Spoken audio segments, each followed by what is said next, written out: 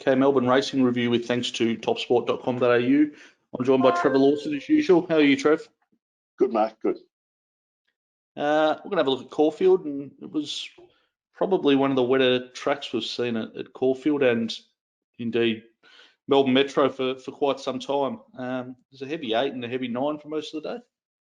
Yeah, it was, and truly, like, I think a couple of times they've sort of given them out 8 in the past, but and they probably haven't been that wet. But yeah, the only sort of anecdotally, there was a Caulfield Cup meeting, maybe 2013, that was on a genuine bog, and I thought, yeah, off the times, I sort of thought this track was, I called it 8, heavy, you can see on the thing here, heavy 8 for the first 6 races, and the last 3 races, heavy 9. So we sort of had rain during the day, and yeah, it was sort of, I walked at Friday lunchtime, and he posted it as an 8, but I thought it was only sort of 5. They are very conservative with their early ones.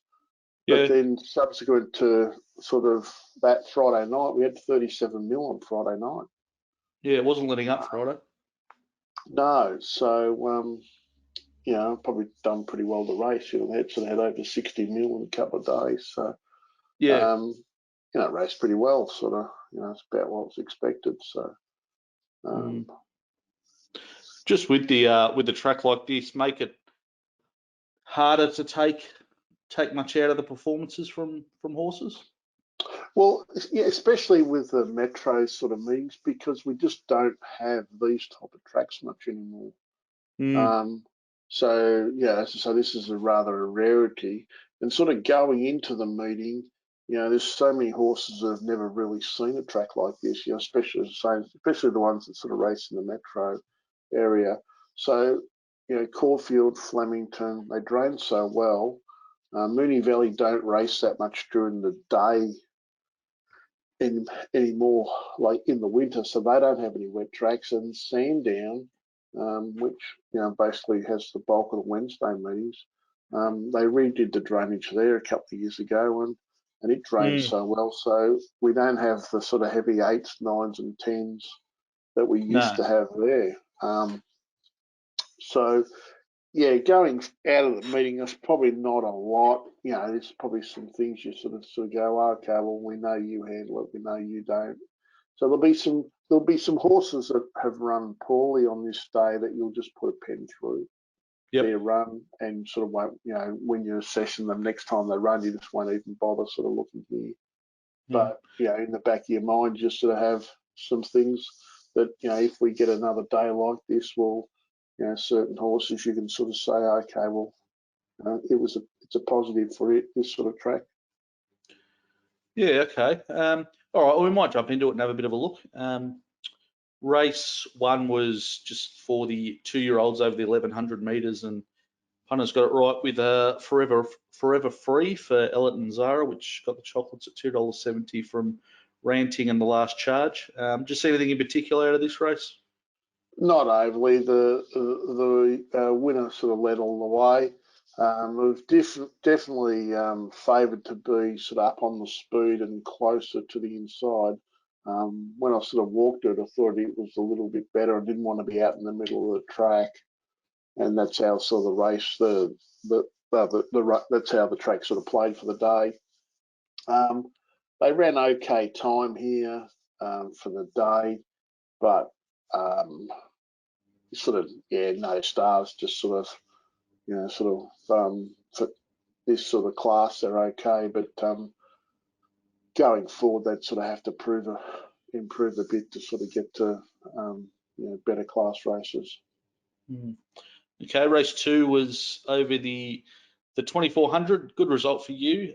Miramar, which won at $4.60 at SP. You had it marked at $3.50 from Inverloch and New Long Rising. Yeah, it was a good result. This it had a couple of runs over 2000. Thought it went a bit sort of a bit one pace last start, a bit slow. Step into the 24. It had handled the ground in its previous prep, and it got him well at the weights. It was sort of getting 4.5 kilos off Inverloch. Inverloch led and run its usual figure. Sort of got it a 58.5 horse. Moonrail sat behind it and got past it, and it ran okay. Yulong Rising was fair, but they're sort of 3.3 lengths further back, and you can sort of see they just spread out from there. The one I didn't like was Stars of Craven. I didn't think it'll handle a wet, and it's been going good. So it would be a horse going forward. If it found a drier track, I'd just dismiss its run completely and go off its previous form. No worries. And race 3 was over the 1400, and another good result for you, Buffalo River, which SP'd at 370. You rated at 360, but backed in the morning a fair bit longer. I think it was around 420, 440 available early, which you snapped up and won from Sarchi and Battle Talk. Yeah, it was sort of first up. You can see in its previous form here on its Australian debut, I had it sort of going 57, then going 63, which is like Group 2 level, and then sort of 60.5. And then they gave it sort of 3 months off, and I went to Ramwick and got beat 7. And then it's sort of resuming $175 later. So sometimes it's a bit of guesswork as to what sort of figure it will produce. This is a good horse. He went out very quick. For the class, he went out 13 lengths quicker than the par. He actually went out about 9 lengths quicker than the next winner to the 600 Oasis Girl. So he came home slow, but he'd done all the work, and he sort of won quite comfortably. The other run in the race that was fantastic was the second horse, Sarchi. It was held up, sort of coming to the home turn, held up again in the straight and hit the line good. So it sort of had a bit of a query over at running a strong 1400, but it definitely sort of ran it. And the rest was sort of well beaten. Sort of horse in the market was happy to take on, turn the tide in these horses, and they got beat sort of 5+ lengths. So again, in similar ground, you wouldn't want to be on them, but if they got back onto dry ground, you definitely sort of forgive them. But the winner, he'll win again. He's a good horse. Right, does all the work himself, races on the speed. The second horse can definitely win a 1400-metre race, and the third horse, which the market's despised its past couple, but it just keeps running well. It's just on a sort of horse Western Australian horse. So it sort of might be one. Yeah, Battle Talk. So Nick Ryan. So SP at 61. Yeah. So it ran well to start before. The market sort of dismissed it, but then it ran well again. So it might be one we can sort of follow as well. Probably just about the performance of the day, Buffalo River, would you say? Yeah. So on punting form thing, they went 9 lengths quicker than the class. I'd do another figure, which we can see here in this short race column.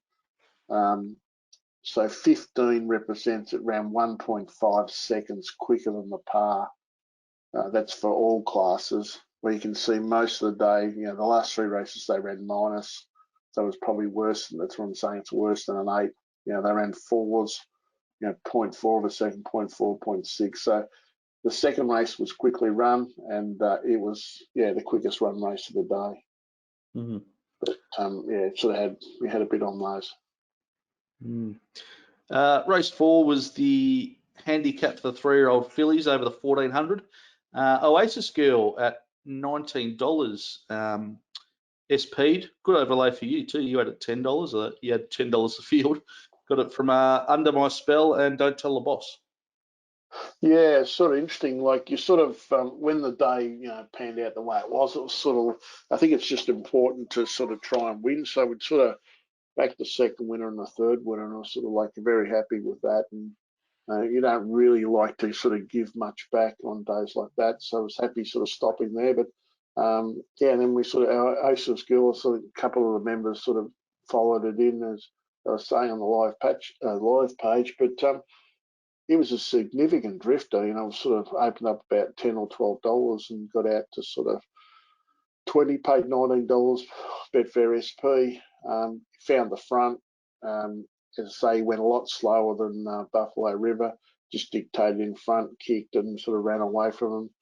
The second horse is handy. It only had one start before. It won a maiden at Warrnambool. It's an honest horse, and the rest I wouldn't want to back on a wet track again. Yeah, in this class, you know, they're all well beaten. So for them to see them improve that rating, that you'd want to see them go back to drier tracks. No worries. Race 5 was 3-year-olds again over the 1100. Ancestry at $7 for Philip Stokes and Ben Thompson from Knowles, which SP'd at $8.50, and Defiant Dancer at $11. Pretty convincing win, this one. Yeah, so we found this horse at Moonee Valley, and it walked in, was a good result for us, and it's just continued to improve. I sort of had it sort of $7. The Betfair SP was sort of $7.50. The second horse was terrific at Ballarat first up, and I wasn't sure about it in the ground. It was a massive run. He sort of went back from the barrier. He was wide from the 500. He was extremely wide on the home turn and kept making ground. And then he sort of peaked. She peaked on her run late. The winner sort of led and was in the best ground, but the second horse might be a nice horse. So I definitely want to follow it back on a drier track. This is Knowles. Knowles, yes, yeah, it should have got closer to the winner.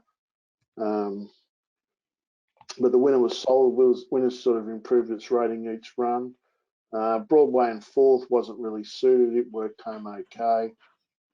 Again, sort of big margins. You can sort of see, the fourth horse has beat, the third horse beat 4 lengths. Then they sort of get they spread right out. Sartorial Splendor, you can see it was well backed again. It's 13-2 into 5-1, and I don't know what to make of it. I think I've sort of happy to drop off it now to do something. Excess funds, which was well in the market, it sort of travelled wide a bit, sort of dropped out. But the winner was suited by the bias, but it's going terrific, and I reckon the second horse, there's a race in the second horse soon. Yes, a couple of good performances there in the Quinella. Yeah. All right, race 6 was the 1,000-metre dash, Diamond Effort.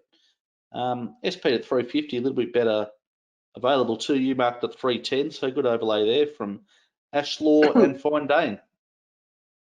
Yeah, it was interesting. It was sort of, it was always short in the market, and you sort of think, well, even though it was backing ground, it sort of loves the wet track, and it's one of those horses, I can't get this short, I'll probably stay out of the race. And so I was, I was sort of happy stopping because we'd done well. But they actually Betfair SP'd $3.90, which was amazing. Yeah. He sort of rode it back off the speed. It's sort of held up. It's just a superior wet tracker. It's a half to Clinton's older horse, Second Effort, which was a terrific wet tracker a few years ago. Unfortunately, the horse bled, and so it'll be going out for 3 months. But it was terrific. The second horse, just a good, honest horse, Ashlaw. Fine Dane run well. The fourth horse, More Than Exceed, got home hard. It had sort of not bad wet track form. And the fifth horse, Miss Iano, he can improve with a run or two, and it might be something to bet over the winter. Miss Iano, that is. Miss Iano, yeah. Yeah, sure. Okay, race 7 was the 3-year-olds over the mile. The Lifeline was actually getting pretty short. SP at $7 and one from Chuckaluck and Vegas Night. Yeah, sort of got this race a bit wrong. I sort of thought there was only 3 hopes: Children, B Hunter, and Russian Camelot. Russian Camelot played up badly at the barriers and was taken out. Would have been interesting to see how it had run in the race. I didn't find the Lifeline at all. It was sort of well backed. It was suited by the buyers. He just led and he just walked. You know, you can see here they went out 6 lengths slower than the average.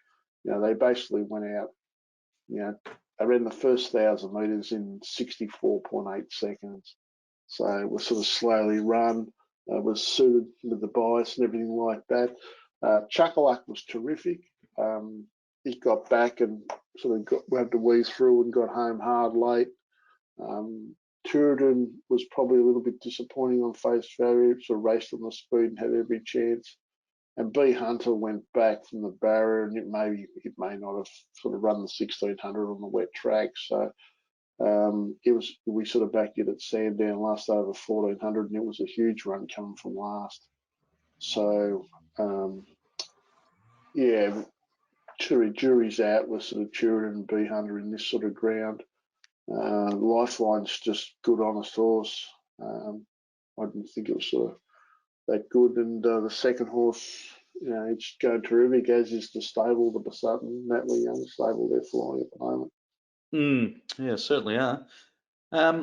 Race 8 was the benchmark 90 over the mile again.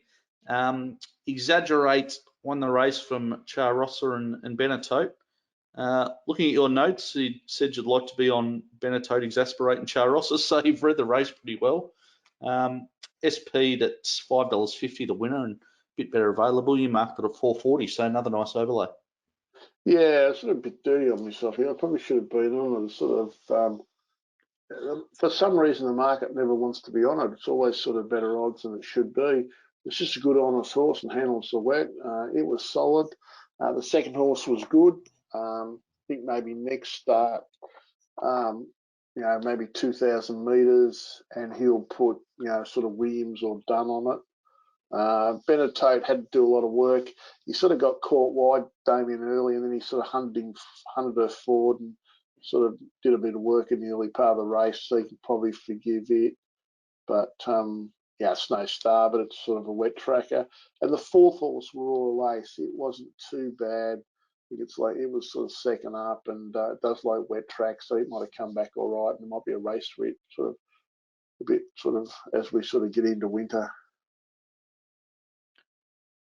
Yeah, good stuff. And last one of the day was the Roy Higgins of benchmark 90 over 2,000 metres. Selsamore for Buston and Young again won. SP'd 750, again a little bit better available out there, and you marked it at 650, so another good overlay from Godeline at $9.50 and Star Missile at $8.50. Yeah, so I heard the race course saying prior to this race, I think it was 9 degrees by here, so it was getting dark and cold and rainy, and basically, you know, 3 of the first 4 ran the first 3, and then Star Missile made ground along the rail. But the winner's in terrific form. He just sat handy to them. Was too strong on the line for Godeline, which led. It handles the ground. It was sort of honest. Star Missile was happy sort of just to risk it completely. I didn't think it could win at sort of on a wet track over 2,000. Williams gave it every possible. He sort of was back on the inside. He basically hardly went around a horse, saving an amazing amount of ground. And he still couldn't sort of get near them. Nudge Bar raced up on the speed. It was honest. It's sort of, you know, probably back in class somewhere, you know, back to its home track in Moe or something like that. It can pick up a race.